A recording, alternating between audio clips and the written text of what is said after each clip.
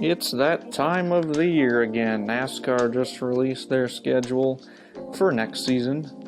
Of course, it's about 5 months late, but that's okay because I'm sure they'll give us many worthwhile changes in the schedule, right? Let's see. Alright, so thankfully they start off with the Daytona 500. I feel like that's going to be changed soon. I just have a horrible feeling about it because NASCAR is very big on breaking tradition as of late.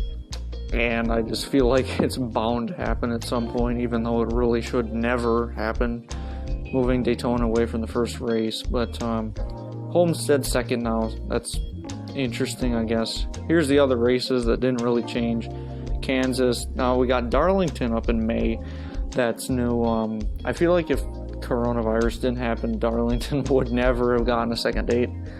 But they do. So that's interesting, I guess. And then we got Circuit of the Americas 2 weeks after Dover. First road course race of the season. It's either going to be a wreck fest or it's going to be the most boring race you've ever seen. I really don't know which way it's going to go, but it's not going to be like, I don't know. Then you got Charlotte, which I feel like it's still wrong to move the All-Star race away from, but, you know, I guess they're moving it to Texas now. And then you got Sonoma moving up like a couple weeks, up to June 6th. But at least Charlotte's still like, at least it's still on, you know, Memorial Day. That's all I can say.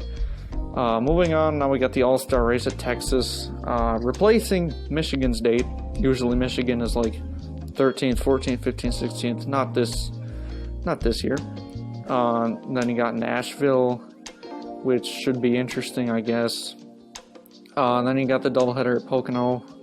I'm not that excited for it, but then you got yet another road course edition with Road America. I mean, I feel like, I don't know, that's not the track I would have moved up to Cup. If we're talking about the lower tier divisions, I would have moved like Canadian Tire up or something, maybe Gateway.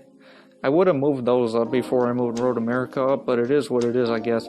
Then you give Atlanta a second date in the middle of July, and hot Atlanta in the middle of July is not the best idea I've ever heard, but we'll see how that goes. It's probably going to be a night race if I had to guess, but if you're putting in an Atlanta race, like a second Atlanta race, why would you not have it as the finale? That's my question. Like, why would you not have it be like the end of the season?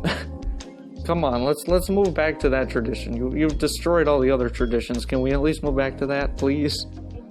So anyway, next you got like New Hampshire, like normal, and then you got the 2 weekends off because of the Olympics. I don't understand why we have to do this. Can't we just switch back to Fox for like 2 weekends?